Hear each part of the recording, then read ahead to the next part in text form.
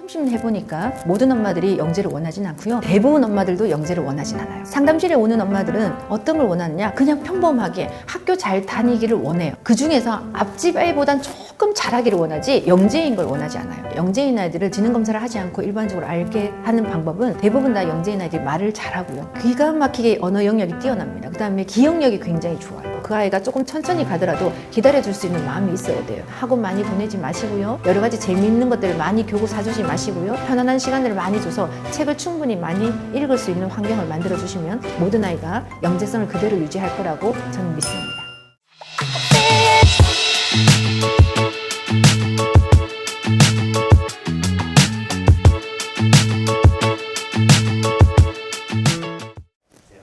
안녕하세요. 임서영 소장입니다. 오늘은 영재에 대한 이야기를 해보려고 합니다. 엄마들은 아이가 영재이기를 원하세요? 보통 제가 영재 교육을 하니까 많은 엄마들이 영재에 대해서 관심이 엄청 많을 거라고 생각하시는데 30년 해보니까 모든 엄마들이 영재를 원하진 않고요. 대부분 엄마들도 영재를 원하진 않아요. 상담실에 오는 엄마들은 어떤 걸 원하느냐? 그냥 평범하게 학교 잘 다니기를 원해요. 그 중에서 앞집 아이보단 조금 잘하기를 원하지 영재인 걸 원하지 않아요. 그래서 엄마들은 이 말이 더 어려운지를 더 모르시는 것 같아요. 영재에 대해서 편견을 갖고 계시는 것 같아요. 그래서 영재라고 하면 내가 영재로 키우고 싶다 그러고 하면 나를 별나게 보는 건 아닌가, 내가 극성 맞든 교육에 극성 맞는 엄마가 되는 건 아닌가 라고 생각하시고 양심에 찔려 하시면서 영재라는 단어를 입 밖으로 잘 내지 않습니다. 그런데 그건 오해고요. 아이들은 태어나면서 모든 아이들은 영재로 태어납니다.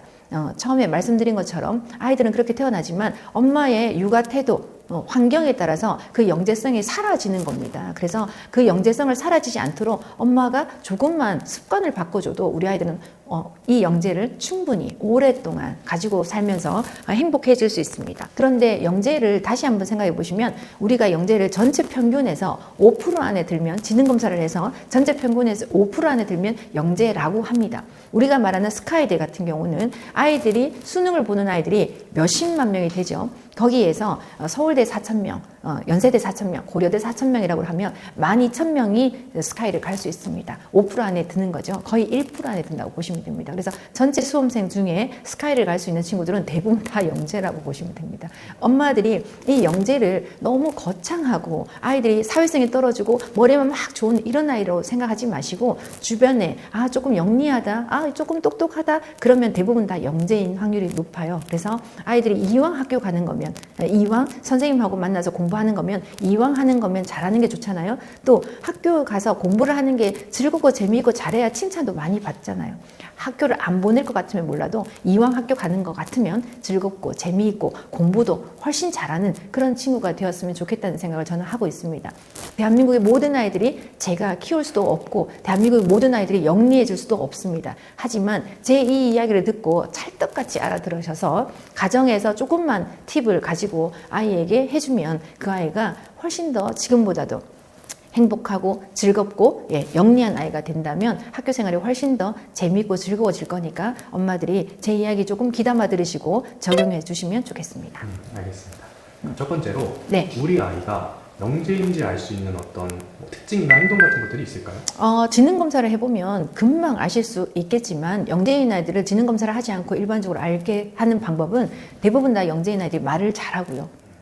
기가 막히게 언어 영역이 뛰어납니다. 그 다음에 기억력이 굉장히 좋아요. 그리고 영재인지 아닌지를 우리가 그냥 가정에서 알 수 있으려면 예민해요.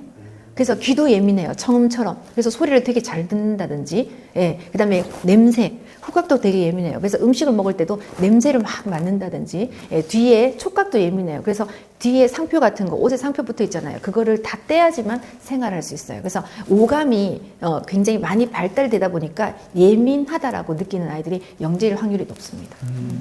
그럼 약간 고집이 있거나 어떤 산만한 아이들도 되게 많잖아요. 네, 그렇죠. 그런 경우에 정말 영재인 경우도 있을 수도 있겠네요. 고집이 많고 산만하다라고 하는 거는 영재와는 조금 다릅니다. 그래서 고집이 세다라는 거나 이런 것들은 내가 말을 안 듣기 위해서 내 멋대로 할 거야 라고 생각하기 때문에 받아들이는 속도가 훨씬 더 늦죠. 그래서 어른이 하는 말, 주변에 있는 사람들이 하는 말을 잘 들어야 언어가 발달이 되는데 고집이 센 친구들은 내가 말할 거야, 너의 이야기를 듣지 않을 거야 라고 하기 때문에 대부분 대부분 언어가 늦은 확률이 높습니다. 그런데 ADHD는 영재일 확률이 되게 높아요. 그래서 부모님들이 얘 ADHD 아니야? 왜 이렇게 산만해? 이렇게 하는데 상담실에 와보면 영재인 경우가 많습니다. 그래서 ADHD 아이들은 산만하지만 주의력이 결핍이 돼 있고 기억력이 떨어지기 때문에 학습 능력은 되게 떨어져요. 그런데 산만한데 영리한 아이들이 있어요. 그런 아이들이 영재성이 뛰어난 아이들인데 그런 친구들은 빨리 흥미를 가지고 이게 재밌는지 재미없는지를 예측을 빨리 해요. 그러다 보니까 금방 흥미를 가졌다가 다른 거에 주제를 바꿔버리죠. 그래서 우리가 봤을 때는 진듯하게 하지 않고 있다. 왜 이렇게 왔다 갔다 하지? 왔다 갔다 하지? 여러 가지 생각이 많이 나고 하고 싶은 게 많고 기억을 잘하다 보니까 그걸 다 하려고 하니까 우리가 보기에는 산만해 보일 수 있습니다. 그래서 영재와 ADHD를 많이 헷갈려 하시는 분이 계시는데 그렇다면 검사를 한번 받아보시는 게 좋습니다. 알겠습니다. 그러면은 그런 영재, 모든 아이들은 영재라 했는데 네. 그럼 부모들은 영재로 키우기 위해서 어떤 역할을 해줘야 되나요? 부모님들은 내가 계단을 올라간다고 생각하시면은요. 다른 부모님들은 일반적인 부모님들은 계단을 오를 때 아우 다리야, 아우 다리야, 아우 다리야. 엘리베이터 탈 걸 왜 계단으로 왔을까? 이렇게 합니다. 그런데 영재인 엄마들은 계단을 오를 때 이왕 오르는 거 숫자를 해야 돼요. 1, 2, 3, 4, 5. 우리 하이파이브 한번 해볼까? 짠! 하고요. 6, 7, 8, 9, 10 하고 짠! 하고 생활을 합니다. 그래서 생활 속에서 아이랑 이야기를 나누는 게 조금 더 구체적이고 디테일하게 설명을 한다고 보시면 돼요. 그래서 식탁에 앉아서 밥을 먹을 때도 일반 엄마들이 평범하게 있잖아요. 빨리 먹어, 빨리 먹어, 빨리 먹어 이렇게 이야기를 한다면 기본적으로 영리하고 영재인 엄마들은 아이에게 오늘은 어떤 색깔부터 먹을 거야? 오늘은 몇 분까지 먹을 거야? 오늘은 많이 먹을 거야? 조금 먹을 거야? 라고 아이에게 선택의 기회를 훨씬 더 많이 주고 그 시간을 즐길 수 있도록 편안하게 할 수 있도록 엄마들이 시간적인 여유를 가지고 기다려주는 게 조금 다르다고 보시면 됩니다. 알겠습니다. 그러면은 좀 영재들한테는 좀 안 맞는 육아법 같은 것도 있을까요? 영재들은 지시하고 시키는 대로 하라고 하면 안 됩니다. 영재들은 기다려준다. 시간을 넉넉하게 줘서 거기 안에서 자기가 무엇을 하고 놀지를 그 아이 스스로가 만들 수 있도록 조금 한 발자국 물러서서 그 아이가 조금 천천히 가더라도 기다려줄 수 있는 마음이 있어야 돼요. 뒹굴뒹굴 하다가 책이 툭 이렇게 만지시면 그냥 그 책을 갖고 와서 계획 없이 그냥 보다가요. 또 책을 툭 던지고 또 밖에 나갔다가요. 또 다시 들어와서 보자기를 여기다 메고 내가 붕 하늘을 나를 거야 라고 날라보기도 하고요. 소파에 앉아 있으면 될 텐데 거기를 꼭 거꾸로 매달려 있다든지 뒤집어 있다든지 여러 가지 또 기어 다닌다든지 특이한 행동을 한다든지 이런 경우가 많아요. 그래서 그렇게 해보고 있기 때문에 그거를 왜 똑바로 안 앉아? 왜 거기 뛰어다니는 거야? 이거 하지 마, 이거 해야 돼 라고 해서 자꾸 지시를 하시면 안 되고 그 모습 또한 그 아이가 놀이를 하고 있다라고 생각하시고 한 발자국 물러서서 엄마의 그 조급함을 조금 내려놓으시고 이렇게 아이가 지내는구나, 이렇게 하는 거구나 라고 해서 아이가 재밌는 걸 탐색할 수 있도록 시간을 넉넉하게 주시는 게 좋습니다. 타이트하게 시간을 짜서 엄마가 밀어붙이는 교육은 절대 아이에게 창의력을 줄 수가 없습니다. 그러니까 조금 여유롭게 이 아이가 왜 이렇게 하는 걸까? 도대체 왜 이렇게 할 걸까? 영재인 엄마들이 저에게 와서 하는 말이 진짜 영재 맞아요? 이 아이 왜 이러는 거예요? 도대체 이해가 안 돼요. 이 말씀을 많이 하시지 이 아이가 영재라서 전 너무 좋아요. 이런 말씀을 하시는 분은 진짜 못 봤습니다. 네. 그러면은 네. 전문가의 도움은 좀 어느 시점에 받으면 좋을까요? 36개월 정도가 되면 이 아이를 내가 잘 키웠는지 잘 키우지 못했는지 한번 검증을 받는다고 생각하시면 좋겠습니다. 그래서 그 전까지는 엄마가 갖고 있는 여러 가지 생각이나 사랑이나 내가 갖고 있는 노하우로 아이를 열심히 키웠다면 36개월 정도 되면 내 속은 어떻게 발달하고 있는 건지 밖으로 나왔을 때 언어는 어떻게 되어 있는지 한번 체크를 받아본다고 생각하시고 36개월쯤 되면 검사를 한번 받아보시는 게 좋을 거라고 생각합니다. 네. 알겠습니다. 그러면 오늘 이야기의 약간 핵심 요약 같은 느낌으로 마지막 한마디 부탁드리겠습니다. 네. 많은 분들이 영재에 대해서 관심을 많이 가지고 계십니다. 여러 학자들도 많이 있고 또 각기 자기 전문 분야에서 영재를 평가하는 여러 가지 모습들을 많이 볼 수 있습니다. 많은 전문가들이 그렇게 이야기한다 그래도 30년 동안 제자리에 앉아서 많은 영재들을 보고 컨텐츠를 개발했는 제 입장에서는 아이들이 영리하고 책을 많이 보는 아이들은 나중에는 그 아이들이 스스로 자존감이 높아지고 행복해하는 걸 너무 많이 봤습니다. 그래서 영재는 책을 많이 읽어요.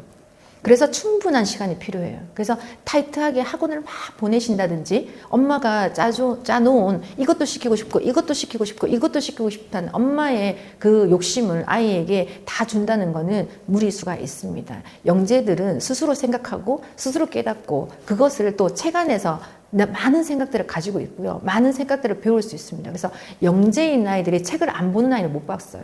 또 책을 많이 보는 아이들이 영재가 대단하는 거를 저는 많이 경험했거든요. 그래서 영재는 시도 때도 없이 책을 봅니다. 그러려면 어릴 때 습관처럼 책을 볼 수 있는 환경을 만들어 주셔야 돼요. 책을 습관처럼 보려면요, 영상물이라든지 핸드폰이라든지 재밌는 게 없어야 돼요.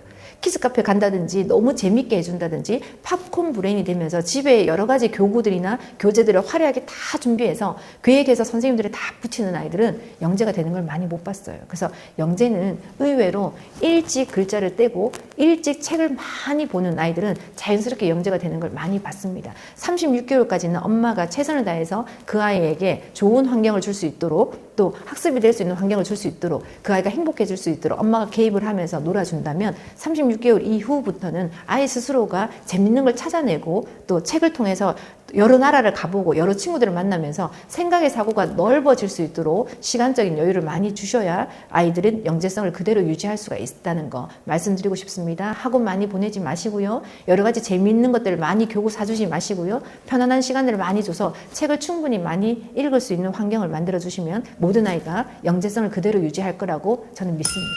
알겠습니다. 네. 오늘도 너무 좋은 말씀 감사드리고요. 네, 다음에 더 재밌고 유익한 주제로 찾아오도록 하겠습니다. 네, 감사합니다.